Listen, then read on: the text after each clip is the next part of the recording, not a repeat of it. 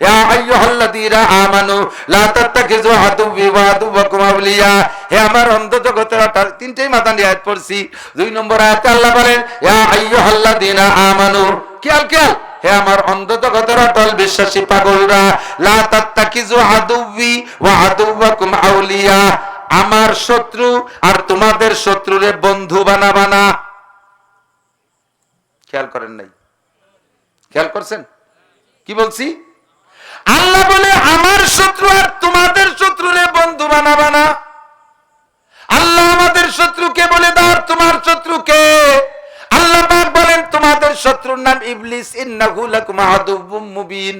তোমরা সবাই ছিলে জান্নাতের মধ্যে, তোমাদের আব্বা যে আদম, মা হাওয়া আলাইহিস সালাম, দুইজন জান্নাতে ছিলেন। ওই দুইজন যদি জান্নাত থেকে বের না হইতে হতো তাহলে তোমাদের সকলের জন্ম হইতো জান্নাতের মধ্যে। আর জান্নাতের মধ্যে থাকলে তোমাদের এই ইসরায়েলি নেতানিয়াহু আর এই সমস্ত হিন্দু বৌদ্ধ খ্রিস্টানদের সাথে যুদ্ধ বিগ্রহ হইতো না, হিন্দু বৌদ্ধ খ্রিস্টানি জন্ম নিত না, সবই মুসলমান, সবই জান্নাতি মানুষ হইতো।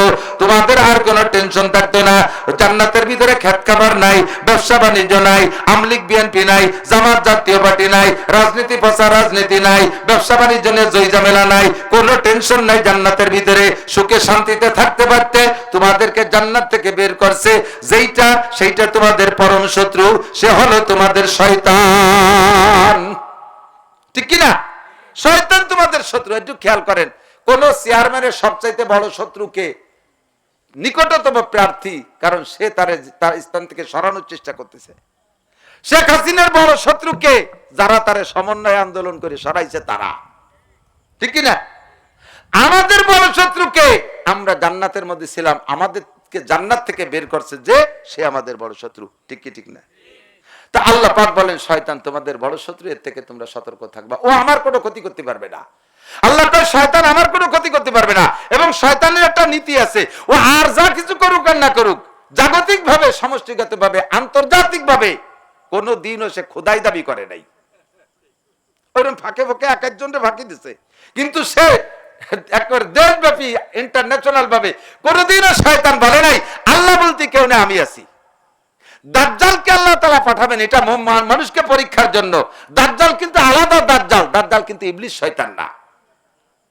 দাজ্জাল এসে খোদাই দাবি করবে, সেও মানুষের মতো মানুষ।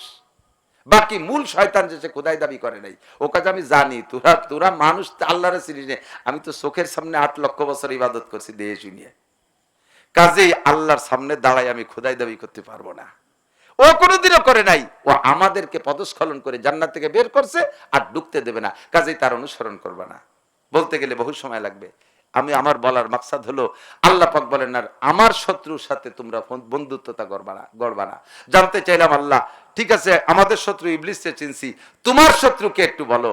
আল্লাহ পাক বলেন ইয়া আইয়ুহাল্লাযীনা আমানু, আরেকটা মাদানী আয়াত, হে অন্ধ জগতের অটল বিশ্বাসী পাগলরা, আমার শত্রু হলো ইহুদ আর নাসারা, লা তাত্তাখিযুল ইহুদা ওয়ান নাসারা আউলিয়া, ইহুদ নাসারাকে বন্ধু বানাবা না। রব্বুল আলামিন তারা তোমার সাথে কি শত্রুতাই করছে? তারা আমার পর জুলুম করছে, তারা আমার পর জুলুম করছে। জালেম সবচাইতে বড় শত্রু হয়ে থাকে, তারা আমার পর জুলুম করছে। কি জুলুম করছে আল্লাহ বলো? আল্লাহ পাক বলেন, খেয়াল করেন, কালাতিল ইয়াহুদু উযাইরুন ইবনুল্লাহ। শয়তান এই কথা বলতে সাহস পায় নাই। কোন হিন্দু আমার নামে কথা বলে নাই, কোন বুদ্ধ আমার নামে কথা বলে নাই। এই ইহুদিরা আমার নামে যা বলছে, আমার নামে কি বলে শোনো। ইহুদিরা কালাতিল ইয়াহুদু উযাইরুন ইবনুল্লাহ, ইহুদিরা কয় উযাইর আলাইহিস সালাম আল্লাহর ছেলে। দূর টের পান নাই বলে নাউজুবিল্লাহ ভালোই বললেন না। উযাইর আলাইহিস সালাম আল্লাহর ছেলে, এই কথাটা ভাষা ভাবে বলে টের পান। একটু গভীরে যান। কি মানে? আল্লাহ তার ভাষায় একটুক বলে ছেড়ে দিয়েছে যে ইহুদিরা আমারে কয় উযাইর আলাইহিস সালামের বাপ আমি আর উযাইর আমার ছেলে। এ কথার তরজমা কি? আমি আল্লাহ উযাইরের মায়ের সাথে যৌন মিলন করে উযাইরের মারে আমি গর্ভধারণ করাইছি, সেই গর্ভের সন্তান উযাইর, আর সেইভাবে আমি তার বাপ। বলবেন না নাউজুবিল্লাহ? এত বড় বেয়াদবি শয়তানও করে না আমার সাথে। এই কাম করছে ইহুদিরা। কারা? এই নেতানিয়াহুর গোষ্ঠী ইহুদি।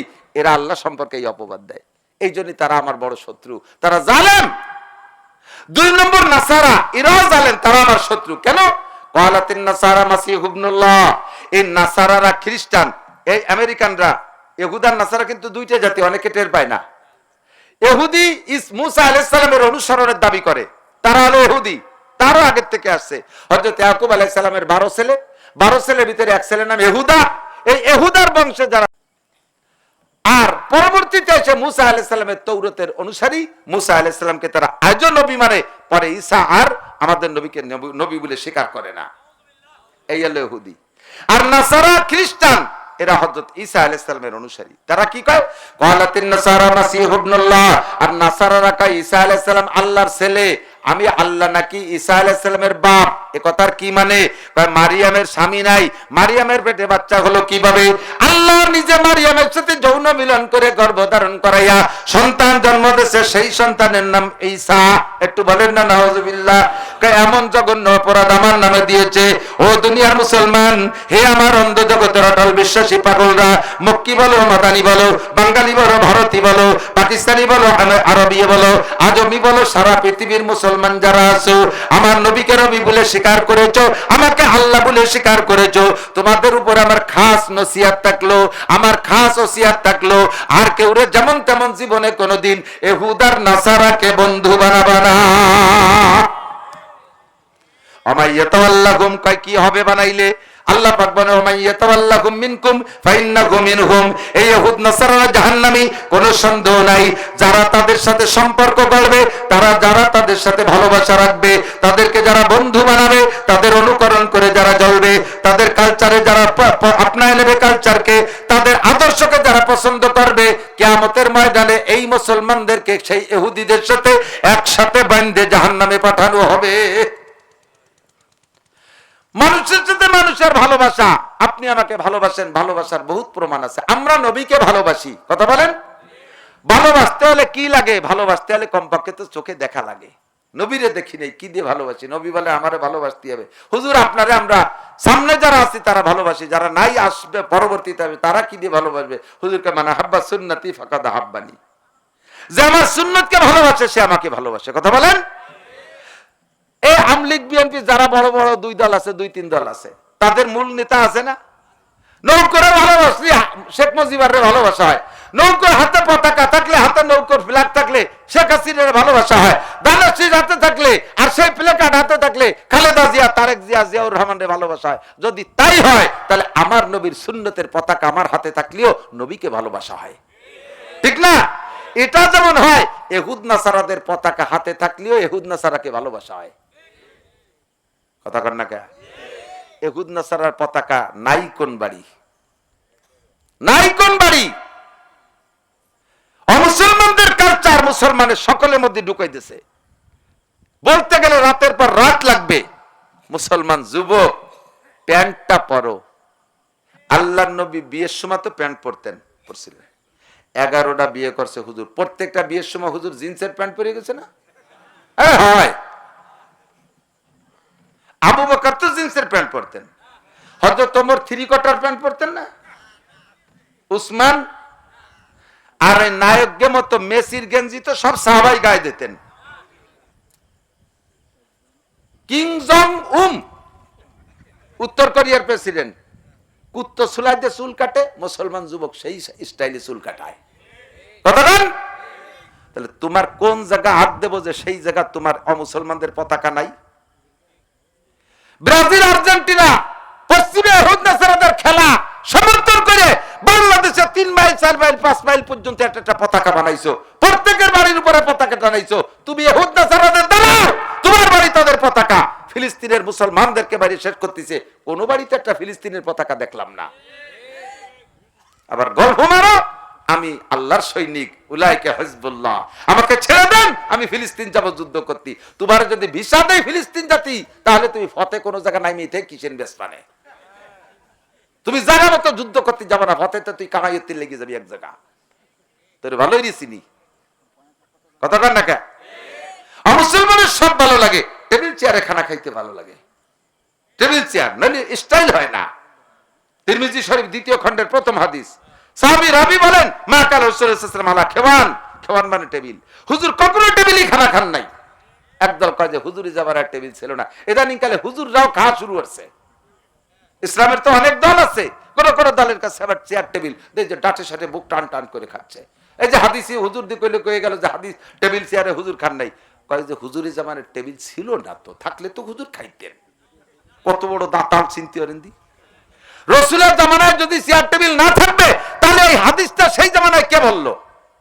সেই জামানায় হাদিসের ভিতরে টেবিল শব্দ উচ্চারণ কেন করলেন? বোঝা যায় সে সময় আপনার চেয়ার টেবিলে খাইতেন, সেই মুহূর্তে হুজুর খাইতেন না। তোমার ঘরের ভিতরে চেয়ার টেবিল না থাকলে তোমার ঘরের স্টাইল হয় না, বন্ধু মহলে তোমার ওয়েট থাকে না, তোমার ওয়েট আলাগের সাথে ওয়েট বানাইয়া এক পাল্লায় মাইকে জাহান্নামে পাঠানো হবে। এটা ইহুদ নাসারাদের কালচার। কথা বলেন। আমরা যে যে ভাবে পারি মুসলমানদের সাথে বিরোধিতা করে চলবো।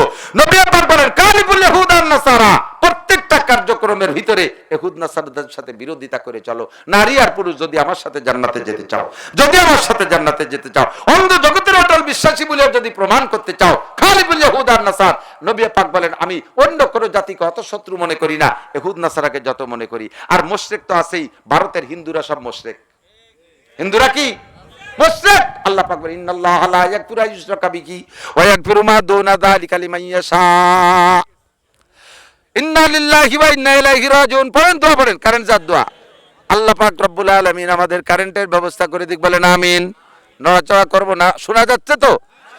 আল্লাহ পাক রব্বুল আলামিন বলেন শিরিককে আমি কখনো পছন্দ করি না, শিরিক হলো জুলমে আযীম।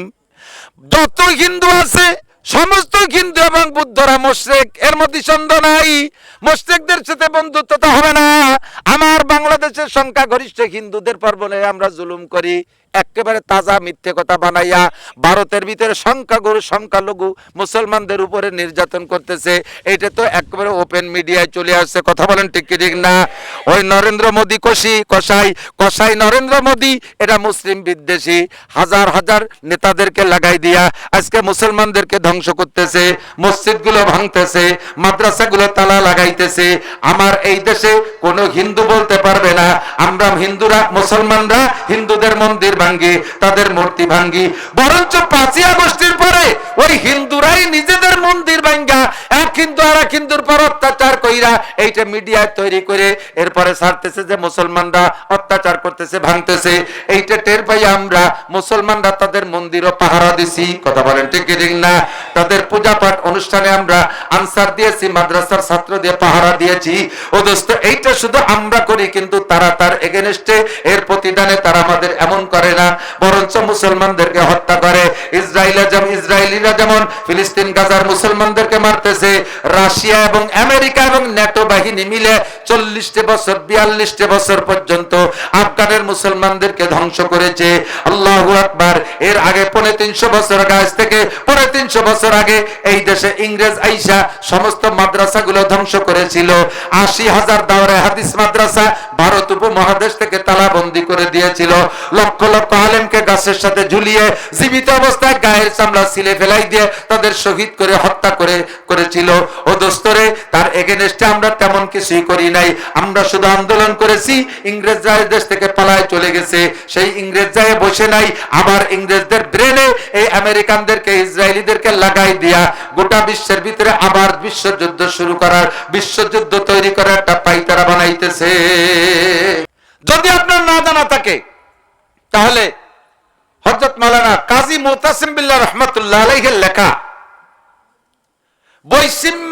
কি বলা হয়, ঐক্যের মাঝে বৈষম্যের মাঝে ঐক্যের ডাক, বৈষম্যের মাঝে ঐক্যের ডাক, হুজুরের একটা বই আছে, পড়েন। ফেসবুকে একটু কম দেখো যুবক, তোমার ভিতরে ইমানি চেতনা বাড়বে। বই কিনে বাড়ির বউরে দাও, মেয়েদেরকে দাও, তারা পড়ুক, ইংরেজদের প্রতি ঘৃণা তৈরি হোক। কি করছে ইংরেজরা? কখনো তারা মুসলমানদের কল্যাণ চায়নি। সেই থেকে আরো হাজার বছর আগে থেকে ইসলামকে ধ্বংস করার পাইতারা দিয়ে আসতেছে। আর কি কৌশলে, ওই সাধুর ক্ষেতের আখ্যার একটা গল্প আপনারা শুনে থাকেন, সেম কৌশল অবলম্বন করে দেখেন মধ্যপ্রাচ্যের মুসলমান কয়ডারে একটারে এক এক টোপ দিয়েছে। সৌদি আরব আলারে সেদিনকে ডেকে কইছে, ওই মোহাম্মদ বিন সালমান, তোমারে পারমাণবিক অস্ত্র বানাই দিবানি, তুমি চুপ থাও। এই গাদাটারে পারমাণবিক অস্ত্রের লোভ দিয়েছে। কাতার, কুয়েত, ওমান, দুবাই, মধ্যপ্রাচ্য মুসলিম কান্ট্রিগুলোকে সবগুলোকে টোপ দিয়ে দিয়ে হাতে নিয়ে মারতেছে, যে যেখানে শক্ত আছে তারে সাইজ করতেছে। এখন শিয়া সুন্নি বলে আমাদের মাথার মধ্যে ঢুকাইছে। তোর শিয়া সুন্নি দেখার সময় নাই, যে মুসলমান নাম নিয়ে আসবে সেইটাই আমার বন্ধু। কথা বলেন ঠিক না? মুসলমান নাম আর শিয়া সুন্নি বলে সে তো মুসলমানের দুইটা ভাইয়ের ভিতরে ঝগড়া। কিন্তু ইহুদ নাসারা তো আমার শিয়া সুন্নির মতভেদের চাইতে 1000 গুণ উপরে। আল্লাহ পাক শিয়া সুন্নিকে ওইভাবে শত্রু বলেন নাই, আল্লাহ পাক ইহুদ নাসারাকে তার নিজের শত্রু বলে আখ্যায়িত করেছেন। তুমি মুসলমান হইয়া, মক্কার ধারবাহক হইয়া, মদিনার ধারবাহক হইয়া, আল্লাহর দেয়া সম্পদ আরব আমিরাতের মাটির নিচে তেলের খনি, স্বর্ণের খনি, এইগুলো খাইতেছো টঙ্গে বসে 50 তলা দালানের পর, আর পশ্চিমে রাঙ্গা রাঙ্গা বিটিকে নিয়ে রাত কাটাইতেছো, আনন্দ করতেছো। তাদের বিমানে রকেটে করে চলিয়া সেই লন্ডন আর আমেরিকা যে বাজার করে খাচ্ছ, লুচ্চর দল। এদিকে মুসলমান বাচ্চাগুলো না খেয়ে মরতেছে, মা মারা গেছে, বাপ মারা গেছে, ছোট্ট 8 বছরের মেয়ে, তার ছোট্ট বোন 1.5 বছর বয়স, কোলে করে 8 বছরের মাইয়ে, এই 1.5 বছরের বাচ্চারে কোলে করে কোথায় যাবে? ঘর নাই, বাড়ি নাই, একবার হাতে করতেছে আবার পড়ে যাচ্ছে, তার একটু হাঁটতে বলে সে তো হাঁটতে পারে না। এই 2 বোন কান্দাকাটি করতেছে, জড়াগড়ি জোর করতেছে। এই পশ্চিমা মুসলিম কান্ট্রির দেশের মুসলমান, এই রাজা বাচ্চারা, তোদের কি চোখে পড়ে না এগুলো? দুঃখে বুক ফেটে যায়। আল্লাহ রসুলের দেশে থেকে এত বড় বেঈমানি আর গাদ্দারি।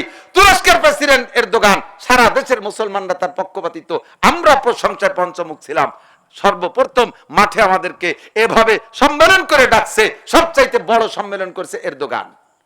রাষ্ট্রপ্রধান হয়ে, প্রেসিডেন্ট হয়ে সমস্ত জনগণকে নিয়ে ইসরায়েলের বিপক্ষে ঘোষণা দিয়েছে যে তাদের পণ্য পরিহার করো। সর্বপ্রথম পণ্য ত্যাগ করার ঘোষণা এই এরদোগান দিয়েছে। তার সাথে জিহাদ ঘোষণা দেয়, অথচ যুদ্ধের হাতিয়ার দিয়ে, সৈন্য দিয়ে ময়দানে নামে না।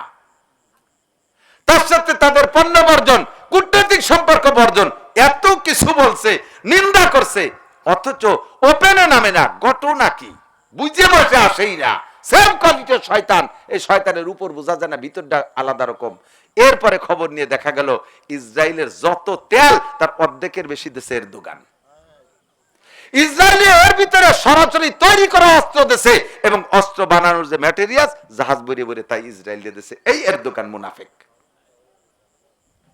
কপাল পড়বে মুসলমান যদি ইরান রে, আর ফিলিস্তিনকে, আর লেবাননকে, ইয়ামানকে, তুরস্ককে, কি বলা হয়, সিরিয়াকে যদি হারাইয়া শেষ করে দিতে পারে, এরপরে এক একটা করে ধরবে, এরপরে এক একটা করে ধরবে। আলহামদুলিল্লাহ, আমাদের বাংলাদেশের গত শনিবারের এই ঢাকার যে প্রোগ্রাম, এইটা খুব প্রভাব পড়ছে। এর আদলে পাকিস্তানও এরপরে আর একটা করছে, বিভিন্ন দেশে করতেছে। এখন মোটামুটি একটু টনক নড়তেছে, এখন যুদ্ধবিরতির আহ্বান জানাচ্ছে, অনুরোধ করতেছে, বিভিন্ন ভাবে তেল মারতেছে। মুজাহিদরাও সেরকম শক্ত, তারা কয় মরে যাব গাজায়, মরে যাব ফিলিস্তিনের বাইতুল মুকাদ্দাসের সামনে, ফিলিস্তিন ছেড়ে যাব না, একটা পানি খেলে থাকতে ফিলিস্তিন ছেড়ে যাব না। ফিলিস্তিন তোর ব্যাপার না, ফিলিস্তিন মুসলমানদের, ছেড়ে যাব না। তারা মজবুত হয়ে আছে, মরতেছে তবু ছাড়তেছে না। আল্লাহর রহমতে এখন ইসরায়েলিরা মাইর খাইতে তালে আছে, শুরু হয়ে গেছে মাইর খাওয়া। ডেলি 10, 20, 50 করে পড়ে যাচ্ছে, কিন্তু মিডিয়া সেটা প্রকাশ করতে দিচ্ছে না।